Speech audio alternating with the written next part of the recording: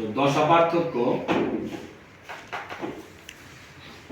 এটাকে ফাই দ্বারা প্রকাশ করা হয় equals to 2 pi by lambda into বস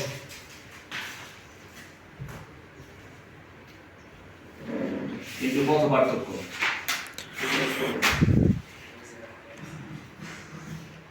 ঠিক আছে, পথ পার্থক্যকে আমরা এইখানে ডেল্টা দিয়ে প্রকাশ করছি। ঠিক আছে, আমাদের এই আলোচনায় পথ পার্থক্যকে আমরা ডেল্টা দিয়ে প্রকাশ করি, দশা পার্থক্যকে আমরা ফাই দ্বারা প্রকাশ করি। দশা পার্থক্য আর পথ পার্থক্যের মধ্যে সম্পর্ক হচ্ছে এটা। আর পথ পার্থক্য কি জিনিস? পথ পার্থক্য হচ্ছিল এটা যে এই যে আমরা যে চিত্রটা আঁকছি, এই যে দ্বি চিত্রটা আঁকছি আমরা, ঠিক আছে, এটা একটা আলোক উৎস, এখান থেকে কি হচ্ছে আসছে, এখান থেকে আসার পরে কি হয়, এখান থেকেও আলো বের হয়, এখান থেকেও আলো বের হয়। আর মনে করো এরকম একটা বিন্দুতে এইটা আর এইটা কি হচ্ছে, আপতিত হচ্ছে, বুঝতে পারছো?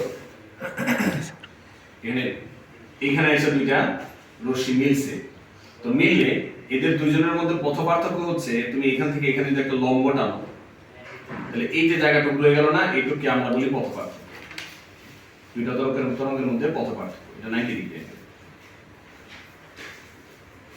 পথ পার্থক্য, বুঝছো? এই যে এইটুকু জায়গা, এটা হলো পথ পার্থক্য। ঠিক আছে, এই হলো ব্যাপার। এটা তো স্ট্রেট লাইন না, তরঙ্গ আকারে যায় আর কি, যেরকম তরঙ্গ আকারে যায়, এটাও এরকম তরঙ্গ আকারে যায়, জাতীয় এখানে মিল। এই হলো ব্যাপার। এখন আমরা যে সম্পর্কগুলো বের করব সেটা হচ্ছে এই কেন্দ্রীয়, এটাকে কেন্দ্রীয় চরম বলে আর কি, কেন্দ্রীয় চরম। এখানে তো এরকম চলতে আছে, আলো অন্ধকার আলো অন্ধকার। তুমি মনে করো এই সেন্টার থেকে মানে কেন্দ্রীয় চরম থেকে যে কোনো অন্ধকার বা আলোর যে দূরত্ব, পট্টির যে দূরত্ব, এটাকে আমরা xn দ্বারা প্রকাশ করি। xn n দ্বারা বোঝাচ্ছে কত নাম্বার, যেমন এটা তো এটা কেন্দ্রীয় থেকে এটা 1 নাম্বার 2 নাম্বার 3 নাম্বার, কেন্দ্র থেকে এটা 1 নাম্বার 2 নাম্বার 3 নাম্বার, 3 নাম্বার উজ্জ্বল পট্টি, পট্টি বা ডোরা বলে বলতেছিলাম না, পট্টি। এখানে n তখন আমরা 3 ধরি, কথা বুঝছো? এইভাবে জিনিসটাকে চিন্তা করা হয়। তো এই দূরত্বটা বের করার জন্য সমীকরণ আছে, ঠিক আছে? যদি উজ্জ্বল পট্টির ক্ষেত্রে হয় এটাকে xn দ্বারা প্রকাশ করি। xn হচ্ছিল n ল্যামডা d বাই, এখানে আরেকটা জিনিস একটু বলে নিই, এই দুইটা চিরের মধ্যেকার যে দূরত্ব, এই দুইটা চিরের মধ্যে যে দূরত্ব, এই দূরত্বটাকে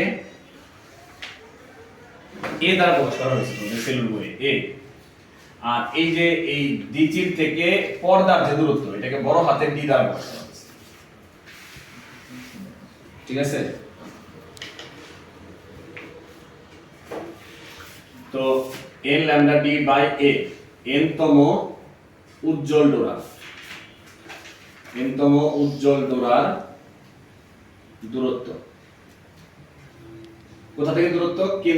কেন্দ্র থেকে বা কেন্দ্রীয় চরম থেকে, ঠিক আছে?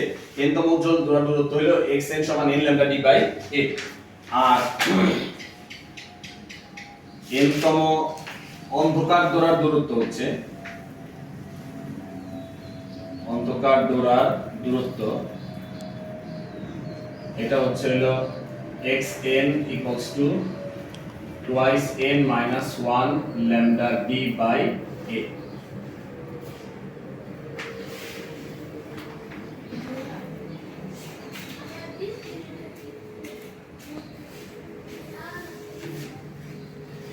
lambda d by 2a।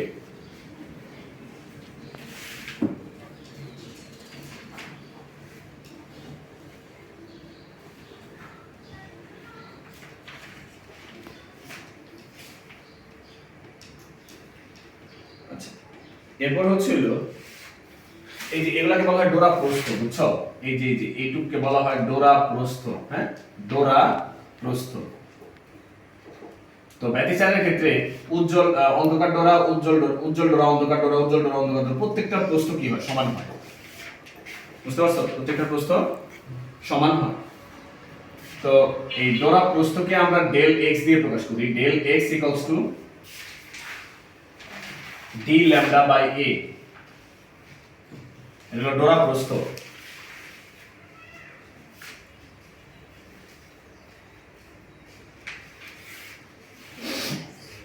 D lambda by 2 আর কি।